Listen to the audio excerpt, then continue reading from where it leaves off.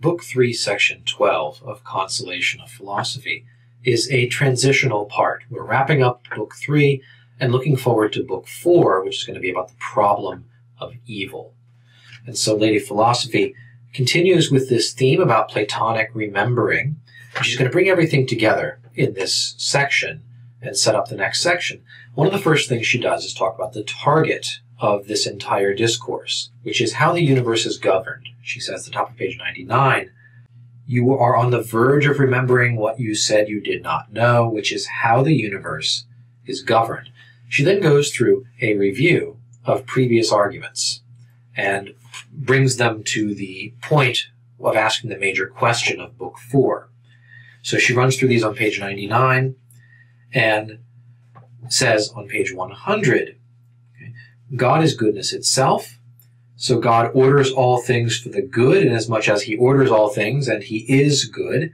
She says this is the tiller and the rudder by which the universe is preserved and kept safe. This is the one fact you need to know and to remember. Forgetting it, everything looks like chaos and inspires despair.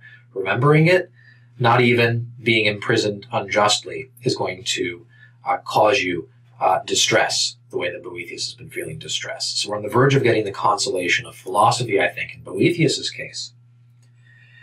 So she then continues putting the argument together to talking about the way in which all things cooperate with God. All things are made by God, so they have a natural principle in them that desires the good and that impels them toward the good.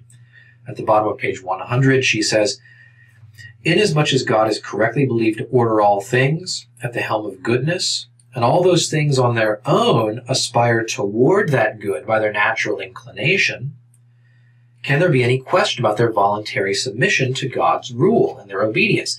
So what's happening here? Two principles. One, God wills the good for every being, but in creating beings, God has implanted in them a principle that moves them on their own, quite independent of God's action, toward the good, so that things voluntarily cooperate with God's will to bring them to the good. Okay, their nature makes them do this as well as the will of God. This is an important principle. So the next part of this argument then is that nothing can ultimately resist God's design for the good. Top of page 101, there is nothing that in the effort to remain true to its nature would want to try to oppose God. So anything that's being truly true to its nature, truly what it is and what it naturally is meant to be, will not choose to resist God.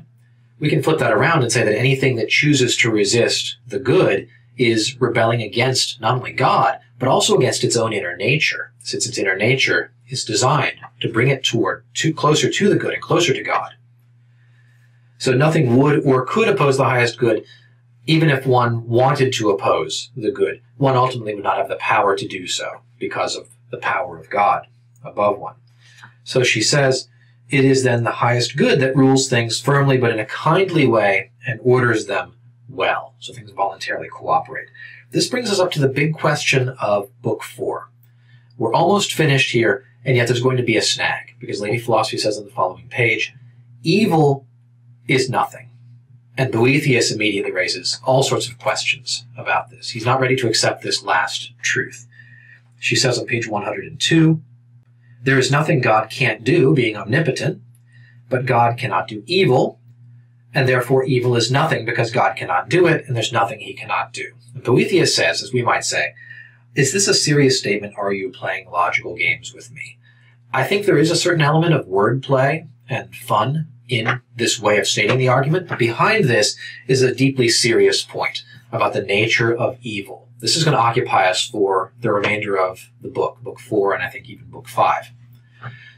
The question here is, why do bad things happen to good people? Why does evil go unpunished? Why do the innocent suffer in this world? Lady Philosophy has just given us the answer. It's because evil itself is not anything. It is chaos, it is lack of order, it is being out of harmony with the plan for the good of things that God has designed, both in his will and in the nature of things.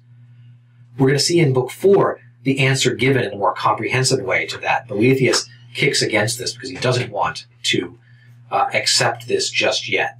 Even at this point, as much progress as he's made, this seems a little bit too much and too far. So it's going to take additional argument in Book 4, which we're now set up for, to actually complete this insight in Boethius's mind. So that brings us to the end of Section 12 and to the end of Book 3. I hope you found this review helpful. Thanks for watching today. Goodbye.